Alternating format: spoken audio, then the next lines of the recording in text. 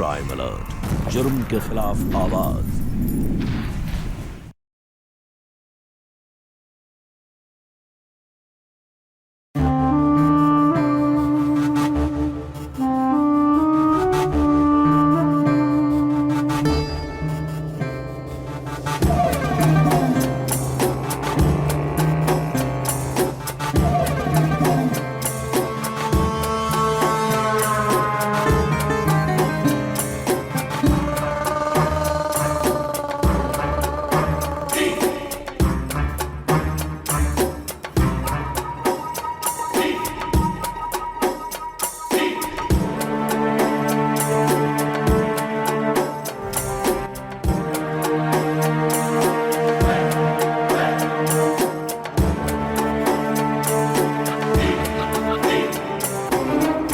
जैसे ही पंखा चलाएगी जान से जाएगी। अगर पहले पता होता ना सौतन इतना तकलीफ देती है तो तुझे इस घर में आने ही नहीं देती।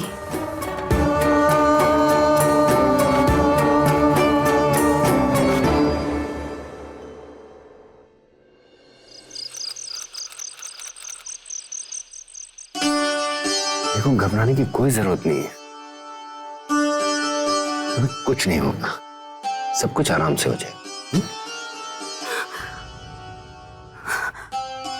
प्लीज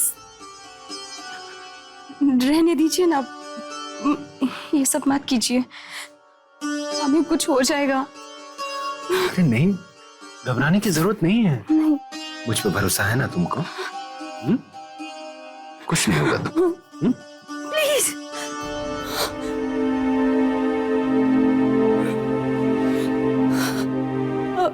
आदिल, हमारी जान निकल जाएगी। ये एक बहुत आम सी बात है, जान नहीं निकलेगी तुम्हें। नहीं, सुनो, मेरी बात सुनो। नहीं, देखो, आदिल, देखो, घबराओ। आदिल प्लीज। घबराने की जरूरत ही नहीं है। Adil please, Adil, Adil please, Adil please.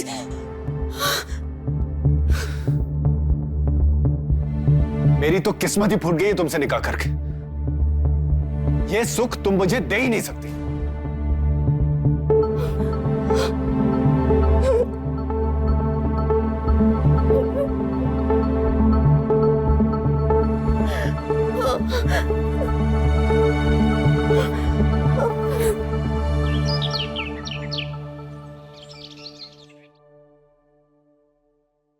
Mummy जी, लीजिए आपके बिना शक्कर वाली चाय और नाश्ता। नहीं चाहिए मुझे तेरी बनी हुई चाय और नहीं तेरा बना हुआ नाश्ता। एक छोटी सी खुशी तो दे नहीं पाई तो मुझे और मेरे बेटे को। खुदा के वास्ते ऐसा मत कहिए अम्मी जी। अल्लाह के वास्ते तू चली जा यहाँ से, मेरे बेटे को हूर की परियां मिल जाएगी, समझी तू? अरे अम्मी, क्या हुआ? क्यों नाराज हो रही हो? नाराज नहीं हूं तो क्या करूं? ढोल नगाड़े बजाऊं? और तेरी बीवी मुझे कौन सा ढोल नगाड़े बजाने का मौका दे रही है?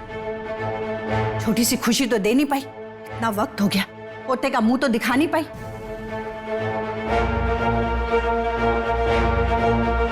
अम्मी, अम्मी, जब वक्त आएगा, अल्लाह की रजा होगी तो सब कुछ हो जाएगा। अगर आप ऐसे गुस्सा करोगी तो आपकी तबीयत खराब हो जाएगी। झूठे दिलासे मत दे मुझे। मुझे तो लगता है यही मनहूस है, ये मुझे खुशी दे भी पाएगी कि नहीं, और तू सिर्फ झूठे दिलासे देता रहता है। तो मैं क्या करूं अम्मी? आपने जबरदस्ती मेरी इससे शादी करवा दी। आज तक इस औरत ने मुझे कोई भी खुशी नहीं दी। अगर आप मेरी इससे शादी नहीं करवाती तो आज सूरत कुछ और होती।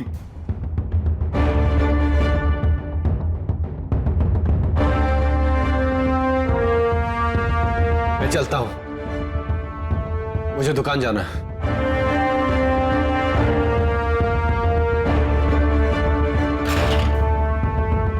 लेके जा। मनहूस कहेगी, एक पोते का सुख तो दे नहीं पाई, चाय नाश्ता लेकर आ गई। ले जा।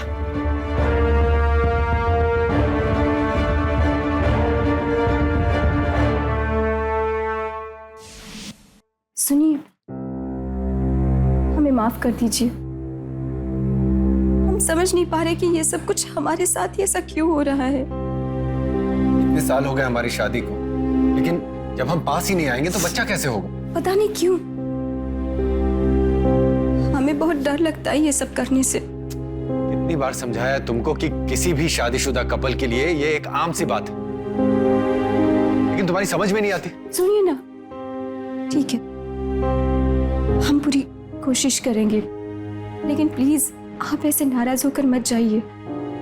आज रात हम अपने आप को समझाकर पूरी कोशिश करेंगे कि आप हमसे मायूस नहीं। ठीक है, मैं अभी दुकान के लिए निकल रहा हूं।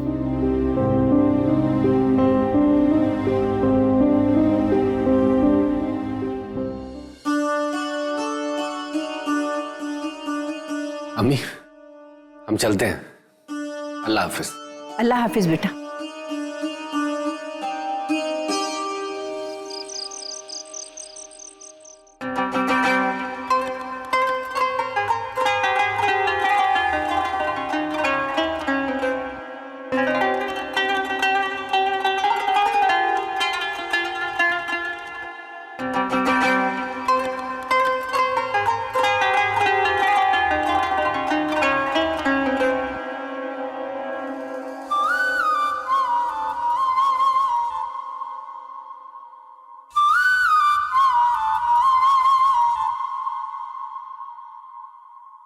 डर मत रूबी, सब ठीक हो जाएगा।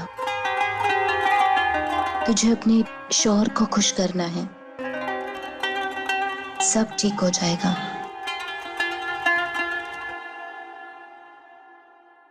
अरे आदिल भाई, आप जल्दी जा रहे हैं आज? आज आपकी भाभी को टाइम देना है ना, इसलिए निकल रहा हूँ। वो बच्चे का मसला हल हुआ? अपने जान के एक हकीम है, अगर आप कहें तो भाभी को दिखा दे। नहीं राशिद मियां, अभी उसकी जरूरत नहीं है। जब जरूरत होगी तो मैं आपको बताऊंगा। मैं चलता हूँ, आप दुकान बंद करवा दीजिएगा। अल्लाह हाफिज। अल्लाह हाफिज।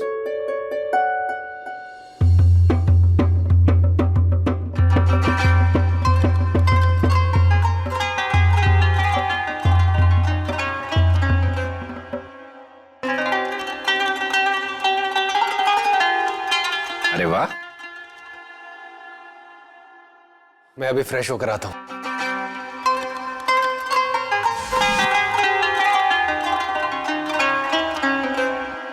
देखो रूबी, हमेशा की तरह आज घबराने की बिल्कुल जरूरत नहीं है। ये सब आम बातें होती हैं और तुम अपने आप पर भरोसा रखो, सब आसानी से हो जाएगा।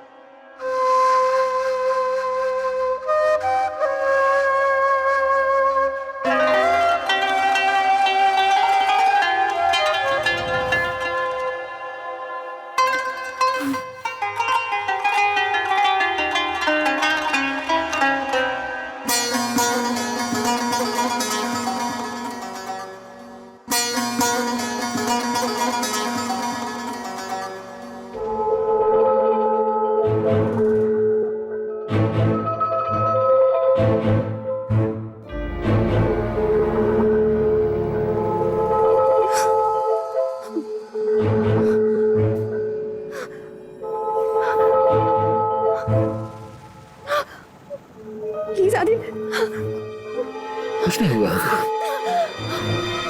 आदिल, हमसे नहीं होगा ये, हमसे ये नहीं हो पाएगा आदिल। आदिल, दुल्हन, सब ठीक तो है?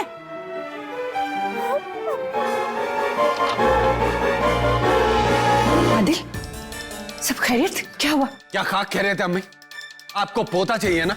आज के बाद इस घर में पोते का या बच्चे का नाम मत लेना। बच्चा तो दूर की बात है, हम लोग आज तक हम बिस्तर नहीं हुए। अल्लाह, ये क्या कह रहा है तू? हाँ अम्मी, इसे डर लगता है हम बिस्तर होने से। शादी के बाद से आज तक हमारे बीच कुछ नहीं हुआ। तो बच्चा क्या जमीन से निकलेगा या आसमान से टपकेगा? अम्मी जान, इसमें हमारी कोई गलती नहीं है, हमें माफ कर दीजिए। ये क्या किया तूने? मेरे बेटे की जिंदगी खराब कर दी। अरे जो औरत अपने मर्द को जिस्मानी सुख ना दे सके, वो औरत कहलाने के लायक नहीं है। अम्मी जान, मैंने सोच लिया है, मैं कुछ ऐसा करूंगी ताकि आपको पोता मिल जाए और इन्हें जिस्मानी सुख भी। कई बार लोग अलग अलग तरह के फोबिया का शिकार होते हैं। जैसे किसी को ऊंचाई से डर लगता है, किसी को लिफ्ट में जाने से डर लगता है, तो किसी को छत पर लगे पंखे को देखकर डर लगता है, और कुछ लोगों को पानी से डर लगता है। उन्हें लगता है कि अगर वो पानी के आसपास भी गए तो डूब जाएंगे। हालांकि ऐसा होता नहीं है। ये केवल उस इंसान के भीतर बैठा डर है जिसे मेडिकल साइंस ने फोबिया का नाम दिया। नमस्कार, मैं गिरीश जैन। शारीरिक संबंध बनाने में डर लगना भी इसी तरह की बीमारी है, जिसे मेडिकल की भाषा में सेक्स फोबिया कहा जाता है, और ये स्त्री और पुरुष दोनों को हो सकता है। मनोचिकित्सक से काउंसलिंग यानी सलाह से इसका इलाज संभव है, लेकिन अफसोस की बात है कि हमारे समाज में कई लोग मनोचिकित्सक के पास जाने से बचते हैं और इस समस्या का हल नहीं निकाल पाते। ऐसे में सवाल यह है कि रूबी इस समस्या का कौन सा हल निकालने वाली थी, क्या होगा उसका अगला कदम, और देखना यह है कि क्या सेक्रीफाइस करेगी वो।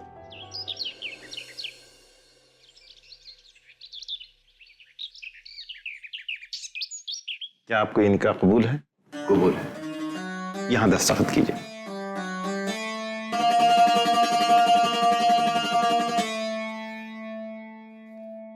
बेटा आरजू, जनाब मरहूम फारूक खान साहब के बेटे जनाब आदिल खान साहब के साथ आपका निकाह बशर्त 1 लाख रुपया महज। क्या आपको यह कबूल है? कबूल है। क्या आपको ये निकाह कबूल है? कबूल है।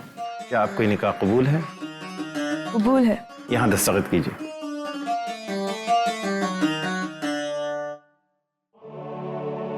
अब आप दोनों मियां बीवी बन गए।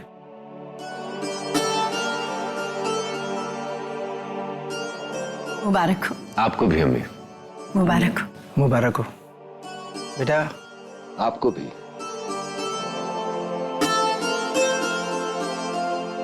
आपने जो हमसे वादा किया था उसे जरूर पूरा कीजिएगा। बिन माँ की बच्ची है, बड़े लाड और चाव से पाला है हमने। अब आपके हवाले छोड़ के जा रहा हूँ। आपको जुबान दी है, आपकी बेटी का ख्याल रखेंगे, बहन बनाकर रखेंगे इस घर में इसे। बेटा हम लोग बहुत गरीब लोग हैं, वो तो मेरी बेटी की किस्मत अच्छी है, इतने बड़े घर में निकाह हुआ है इसका।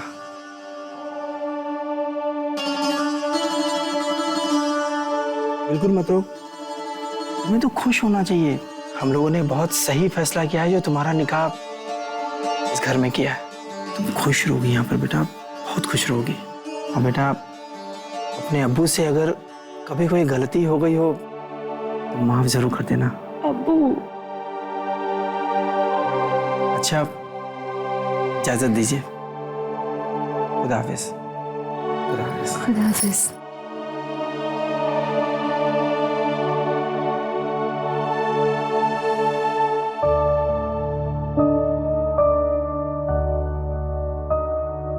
आगे का रास्ता तुम्हें तय करना है। अब अपने शौहर को तुम्हारे हवाले कर रही हूँ।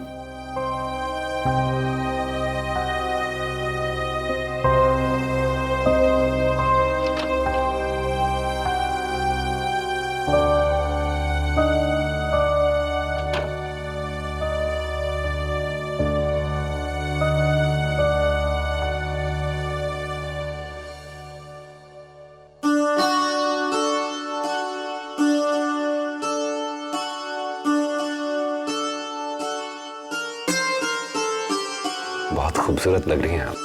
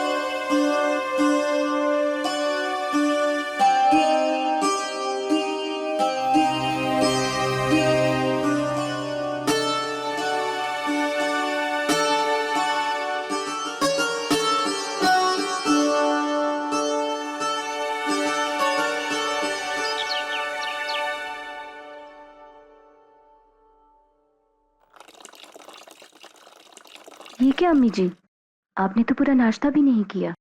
बस हो गया।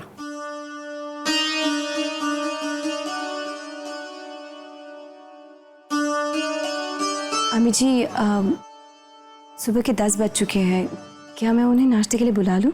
अरे अभी सो रहे हैं, जब उठेंगे तब नाश्ता करा देना, मेरे बेटे को भी और नई दुल्हन को भी।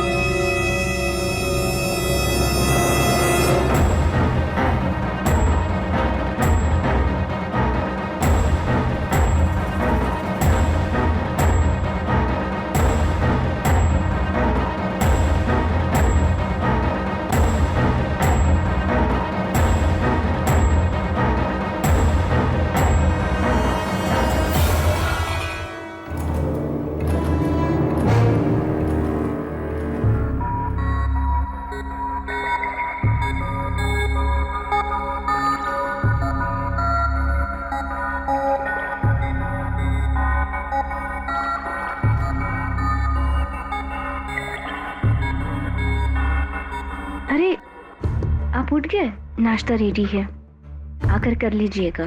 हाँ ठीक है, तुम आरजू को भी उठा दो, हम साथ में ही नाश्ता करेंगे।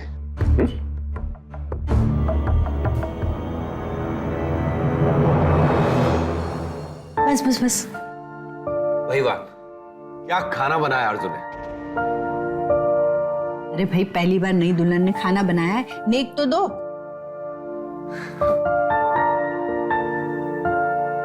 ये ले। अरे नहीं नहीं, इसकी क्या जरूरत है? अरे रख लो। अरे बेटा रख लो, शौहर को कभी मना नहीं करते। हाँ शुक्रिया। नई दुल्हन के आने के बाद में घर में खुशियां ही खुशियां आ गई हैं, वरना इस घर में तो मातम ही पसरा रहता था।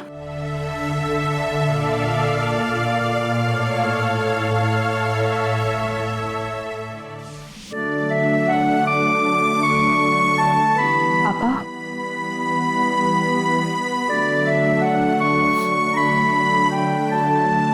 हमने ही तुम्हारा निकाह करवाया है, हमारी ही जिंदगी खराब हो गई है इस घर में। हम अपनी बेइज्जती बर्दाश्त नहीं कर सकते। हमें आदिल ने बताया सब। हम भी नहीं चाहते हैं कि आप ऐसी जिंदगी जिए, हम आपको खुश देखना चाहते हैं। ये लीजिए, उनसे मिलिए, आपका डर निकल जाएगा। देखिए, इसमें घबराने की कोई बात नहीं। इस तरह का फोबिया औरतों में नहीं, आदमियों में भी पाया जाता है। आपको प्रॉपर काउंसलिंग की जरूरत है, आप बिल्कुल ठीक हो जाएंगी। आपका ये डर पूरी तरह से निकल जाएगा।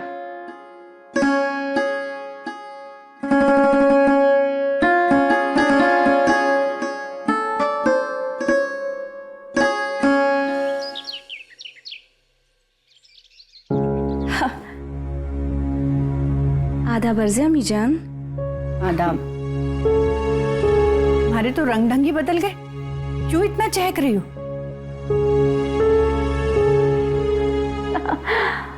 अम्मी जान, हम आपको बहुत जल्दी खुशखबरी सुनाने वाले हैं।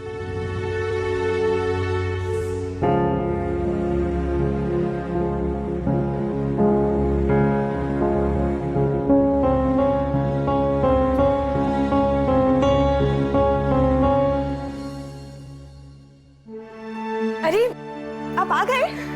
दीजिए बैग दीजिए। हाँ, बस थोड़ी देर हो गई आने में। अम्मी ने खाना खा लिया? हाँ जी, अम्मी ने खाना खा। आप चलिए ना, आपको कुछ तोहफा देना चाहते हैं। आइए ना। पर क्या तोहफा? आप अंदर आएंगे तो ही बताएंगे हम। पर कौन सा तोहफा? आइए तो सही। लेकिन चलिए तो।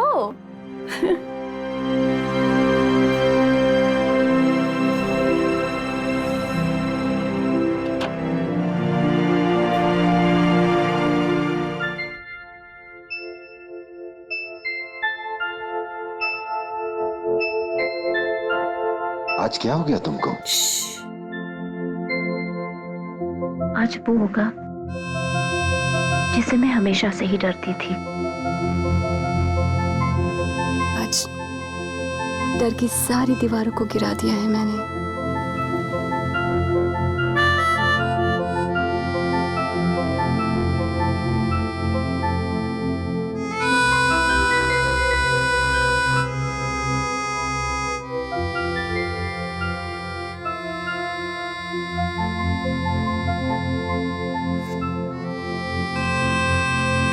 मुझे तो यकीन ही नहीं हो रहा। आज कुछ मत कहिए, कुछ मत कहिए।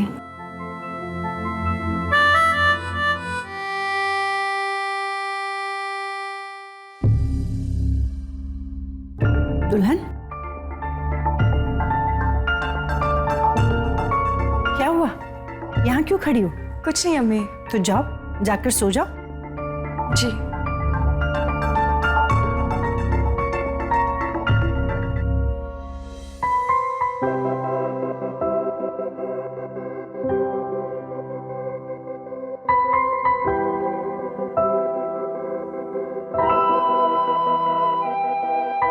देखा, मैंने कहा था ना, ये तुम्हारा डर है। निकल जाएगा। निकल गया ना? तो रूबी, ये सब हुआ कैसे? एक लेडी डॉक्टर ने काउंसलिंग की है मेरी। चलो, जो भी हुआ बहुत अच्छा हुआ। अगर ये सब पहले हो जाता तो खैर छोड़ो। असल मायने में हमारी सुहागरात आज हुई है। तुम्हें याद है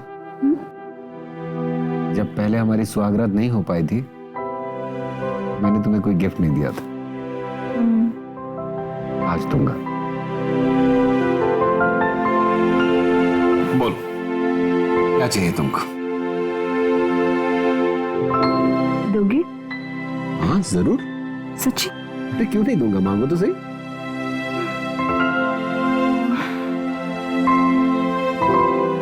आदिल, आरज़ू को तलाक दे दीजिए। क्या? आरज़ू को तलाक? ये क्या कह रही हो तुम? तुमने ही तो उससे मेरा निकाह करवाया। हाँ, और तुम ही कह रही हो कि मैं उसे तलाक दे दूं? जब मैंने ही कहा निकाह करने के लिए, तो आज मैं ही कह रही हूँ ना कि तलाक दे दीजिए। तुम होश में तो हो रूबी?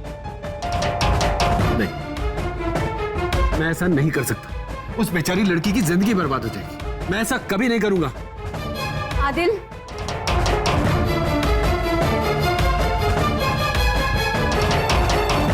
आपको तो ये करना पड़ेगा, हर हाल में करना पड़ेगा।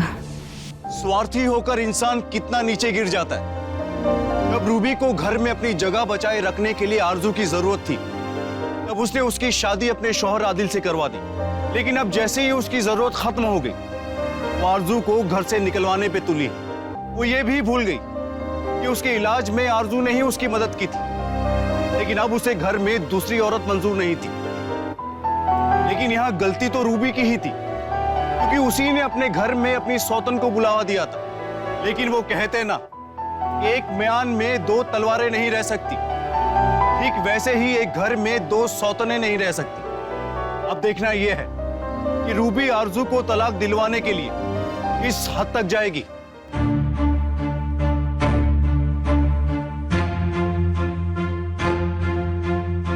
आदिल भाई, सब खैरियत? बड़े परेशान नजर आ रहे हैं आप। क्या बताऊं राशिद मियां, वही घर की परेशानियां। जब से दो शादियां की है, ना घर का रहा हूं ना घाट का। रोज कुछ ना कुछ टेंशन लगी रहती। मैंने तो आपसे पहले ही कहा था, एक म्यान में दो तलवार कभी रह ही नहीं सकती। मेरी बात मानो, आप एक बीवी को तलाक दे दो। अरे कैसी बातें कर रहे राशिद मियां? शादी और तलाक मजाक है क्या कि जब चाहे शादी कर ली, जब चाहे तलाक ले लिया? ऐसा थोड़ी होता है।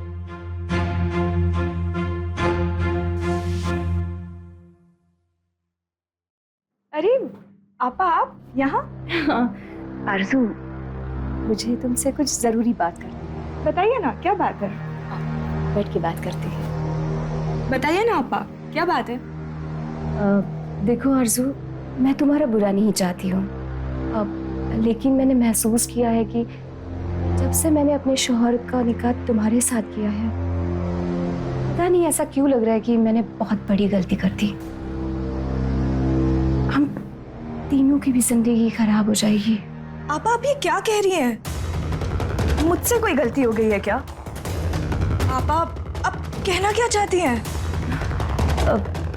आरजू, मैं ये कहना चाहती हूँ कि तुम आदिल को तलाक दे दो। अपने जेवर, कपड़े और कुछ 2-4 लाख रुपए भी मैं तुम्हें दे दूंगी, पर प्लीज हमारी जिंदगी से चली जाओ। इसलिए कराया था क्या मेरा निकाह? आप ऐसा मत करिए। मेरे अब्बू पे क्या बीतेगी? नहीं, मैं तलाक नहीं दूंगी। आरजू, जज्बाती होने की जरूरत नहीं है, समझी? देखिए आपा, मैं अपने अब्बू के घर जा रही हूँ। मुझे इस मामले में कोई बात नहीं करनी है। अल्लाह के वास्ते आप भी इस बात को दोबारा अपने जहन में मत लाइएगा।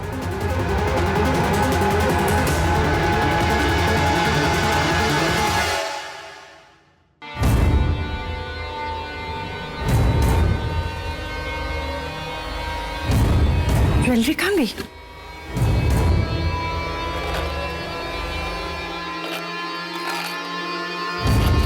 सब जेवर कहाँ चले गए?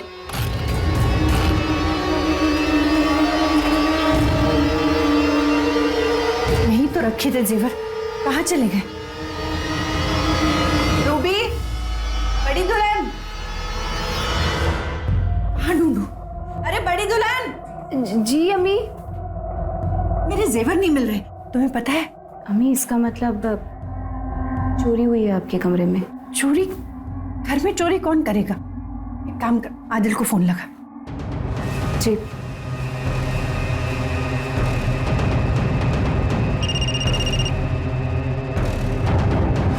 हेलो। सलाम मम्मी। वालेकुम सलाम। क्या बात है अम्मी, आप घबराई हुई क्यों है? घबराऊं नहीं तो क्या करूं? मेरे जेवर नहीं मिल रहे घर में, कहीं पर भी नहीं। क्या? अम्मी आप बिल्कुल मत घबराइए, मैं अभी वहां आता। जल्दी आ जाना। अल्लाह हाफिज। अम्मी जी, कहीं आरज़ू वो अपने घर गई है, कहीं उसी ने, मतलब ऐसा तो नहीं है कि वो अपने गरीब घर से आई है और यहाँ पे सारी चीज़ों को देखकर कहीं उसकी नीयत तो खराब नहीं होगी? शायद अपने गरीब अब्बू को मदद करने की रुकुटी हो उसमें। अगर ऐसा है तो उसका कमरा देखना चाहिए, शायद कुछ पता चले। आप सही कह रही हैं अम्मा, चलिए हम ढूंढते हैं। इसमें कुछ भी नहीं है।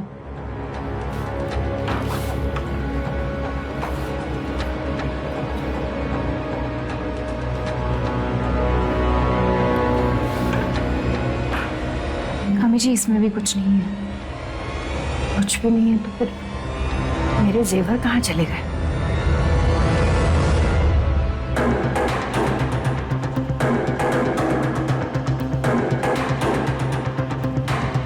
ये तुम मेरा झुमका है? मतलब चोरी किसी ने की है? मैं उसे एक गरीब घर की लड़की समझकर बिना दहेज के निकाह करके अपने घर ले आई, वो यहाँ का माल उधर पहुंचा रही है। छूंगी नहीं मैं उसे, आने दो। माना कि तुम गरीब घर की, पर यहाँ तो तुम्हें सब कुछ मिल रहा है ना, फिर क्यों किया ऐसा तुमने?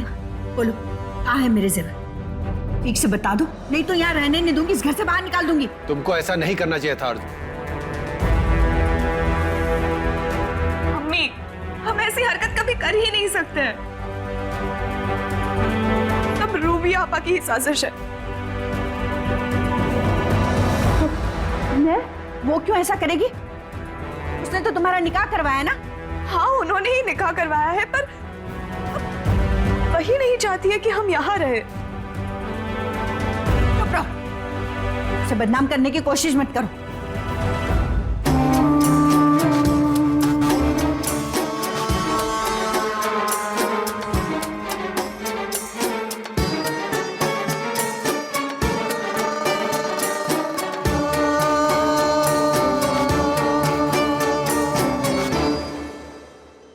क्या हुआ? कहाँ जा रहे हैं आप? वो मैं आरज़ू को देख कर आता हूँ, उसने अभी तक खाना भी नहीं खाया। आदिल, मेरा जी बहुत घबरा रहा है, अजीब से उलझन हो रही है और सर भी बहुत टकरा रहा है मेरा। प्लीज आदिल, मुझे यहाँ पर अकेले छोड़कर मत जाओ, नहीं तो अकेले में मुझे कुछ हो जाएगा। नहीं, तुम्हें कुछ नहीं होगा, तुम आराम करो, लेट जाओ। मैं कहीं नहीं जाऊंगा, यहीं हो।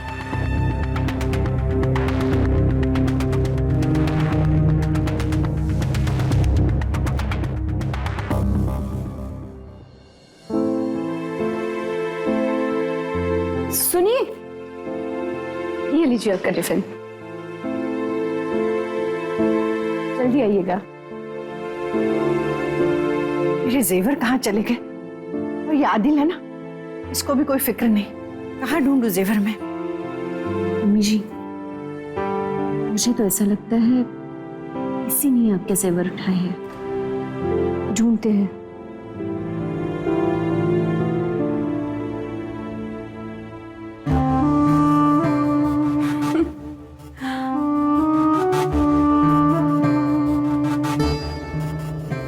क्यों मोहतरमा, तेज़ुए बहाली है खूब? अभी तेज़ुए रुकनी नहीं चाहिए।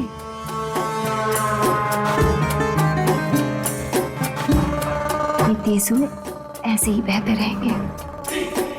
क्यों कर रही है आप मेरे साथ ऐसा? तुम ये सवाल कैसे पूछ सकती हो आरजू? यहाँ पे मेरी सौतन बनकर मेरे सर पे नाच रही हो और मैं सब कुछ बर्दाश्त करते रहूं? इसलिए आपने मुझ पर इतना घटिया इल्जाम लगाया कि मैंने अम्मी के जेवर लिए। हाँ, अम्मी के जेवर मेरे पास ही है। बस तुझे इस घर से बाहर निकलवाना है। शराफत से यहाँ से चली जा, वरना मेरे पास बहुत सारे तरकीब है। मैंने तो ये छोटा सा इल्जाम लगाया तुझ पर चोरी का। सीधी तरीके से नहीं मानी ना तो समझ लेना मैं क्या करूंगी। सब्जी, चली जा इस घर से। चोरी, चली जाओ। मेरी सौतन बन के आई हो, मेरे सिर पे नाच रही हो। बस करो, बस करो। शर्म नहीं आई तुम्हें? अभी आदिल को जाकर बताती हूँ। नहीं, अम्मी जान, अम्मी जान। आरज़ू, हमें माफ कर दो। बिना सोचे समझे ही हमने तुम पर इतना बड़ा इल्जाम लगा दिया, रूबी के कहने पर। अम्मी, रूबी को हम बिल्कुल माफ नहीं करेंगे और उसे इस बात की सजा जरूर देंगे। इस बार तो उसने सारी हदें पार कर दी।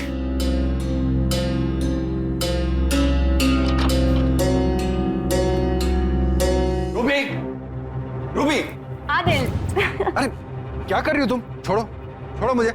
आपके लिए खुशखबरी है। कैसी खुशखबरी? अम्मी और आप अब्बू बनने वाले हैं। क्या तुम सच कह रही हो? रूबी, ये तो बहुत ही खुशी की बात है। आओ अम्मी को बता दे। चलो अम्मी, अम्मी,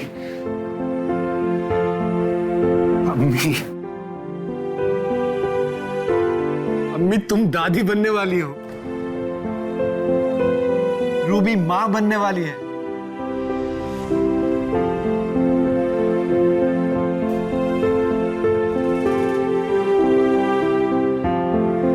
अल्लाह का लाख लाख शुक्र। दुल्हन, अल्लाह ने मेरी दुआ कबूल कर ली।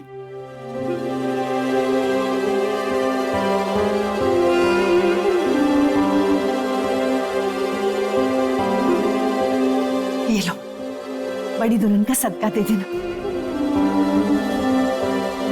तुम जेवर के बारे में भूल जाओ, तुमसे कोई कुछ नहीं कहेगा। मेरे बाद तो वो तुम्हारे ही होने थे ना। बस तुम मेरे होने वाले पोते का और अपना ख्याल रखना।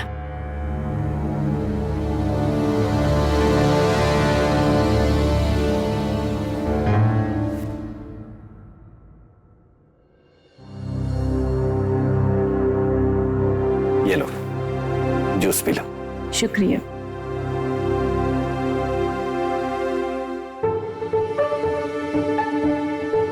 आप खुश तो है ना?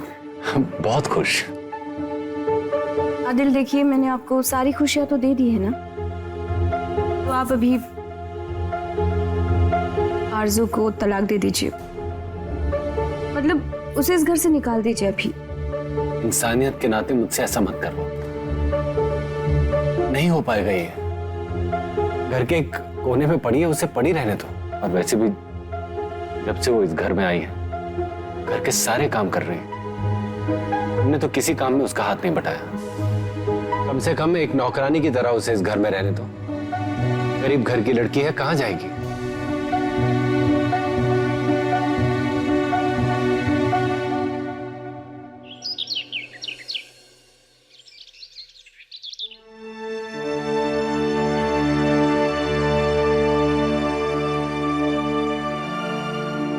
अम्मी, हम बाजार से सामान लेके आते हैं। ठीक है, आते वक्त बड़ी दुल्हन के लिए फल फ्रूट्स ले आना और जल्दी आ जाना आके गोंद के लड्डू बनाने। ठीक है अम्मी।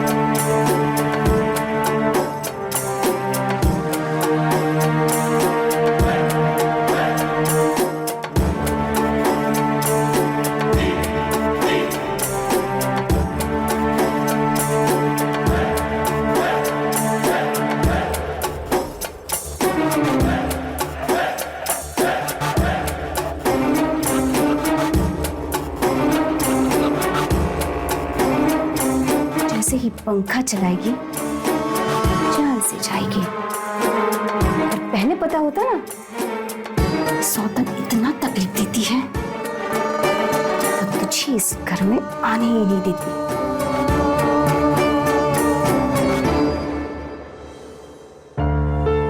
जैसे ध्यान रखा। छोटी दुल्हन, आने में इतनी देर क्यों हो गई? अम्मी, बाजार में बहुत भीड़ थी इसलिए देर हो गई। क्या कह रही हो? ये सामान किचन में रख दो और बड़ी दुल्हन के लिए गोंद के लड्डू बनाओ। और हाँ, आज से बड़ी दुल्हन का सारा काम तुम करोगी। ये हमें घर का चिराग जो दे रही है, समझी? जी अम्मी।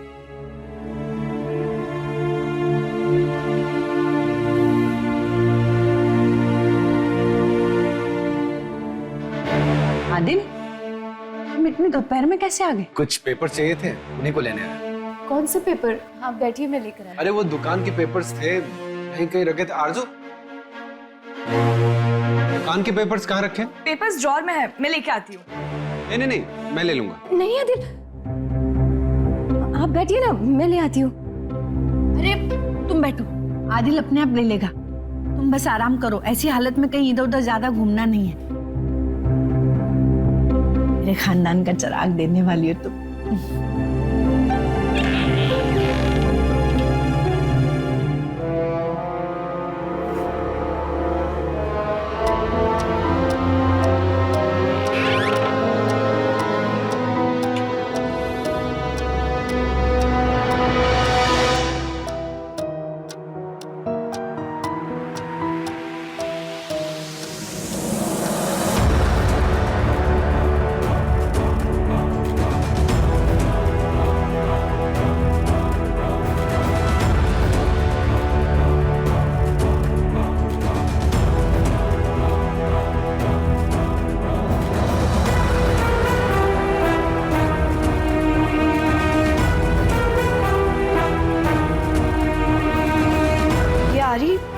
आरी यहाँ क्या कर रही है?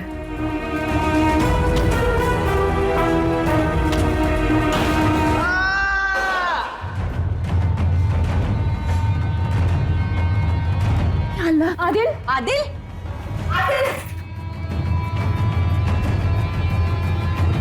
आदिल आदिल आदिल क्या हुआ? आदिल मेरे बच्चे क्या हुआ? आदिल आदिल आदिल आदिल आदिल ये आरी अम्मी पंखे को काटा गया है, इसने मारा है आदिल को।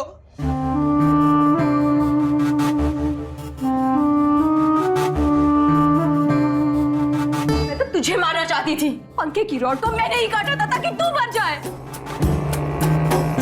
और मेरी जिंदगी से अजाब खत्म हो।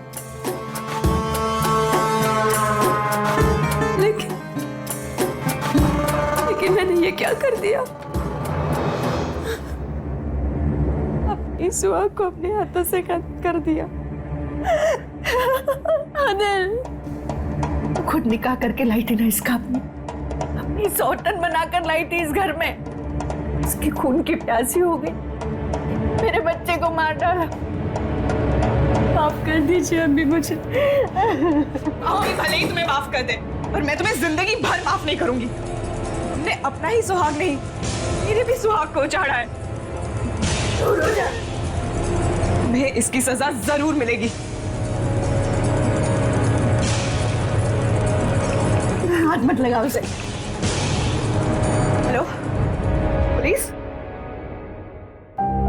दूसरों के लिए गड्ढा खोदने वाला कभी इस बात को नहीं समझता कि जिस गड्ढे को वो किसी और के लिए तैयार कर रहा है, उस गड्ढे में वो खुद भी गिर सकता है। और यही हुआ रूबी के साथ भी। वो अपने पति को किसी के साथ बांटना नहीं चाहती थी, इसीलिए उसने अपनी सौतन को मारने का प्लान बनाया। लेकिन उसके प्लान का शिकार उसका शौहर ही हो गया और उसने अपने पति को हमेशा के लिए खो दिया। इस तरह के रिश्तों में खटास आम बात है, क्योंकि कोई भी औरत अपने पति को बांटना गवारा नहीं कर सकती। रूबी की पहली गलती वही थी और उसके बाद वो गलतियों पर गलतियां करती गई और अंत में उसकी गलतियों ने उसे जेल की सलाखों के पीछे पहुंचा दिया। आरजू और तस्लीमा ने उसे पुलिस के हवाले कर दिया। न उसके गुनाहों की सजा कानून ने उसे दी। अपने रिश्तों को उलझाना हमेशा गलत साबित होता है और कई बार ये अपराध की सीढ़ी बन जाता है। अगर रूबी ने अपने पति की दूसरी शादी करवाने की बजाय डॉक्टर से सलाह लेने का रास्ता चुना होता, तो आज वो इस मकाम पे ना खड़ी होती। अगर उसने आरजू के एहसानों का सिला अच्छे से दिया होता, तो आज वो अपना सब कुछ खोकर जेल में ना होती। याद रखिए, अपने आसपास के साथ अपने भीतर पनपने वाले अपराध से भी अलर्ट रहना जरूरी है। इसी के साथ मैं गिरीश जैन क्राइम अलर्ट के इस एपिसोड में आपसे विदा लेता हूं। फिर मिलूंगा ऐसी एक सच्ची घटना के साथ। तब तक be alert, be safe. Crime alert, जुर्म के खिलाफ आवाज।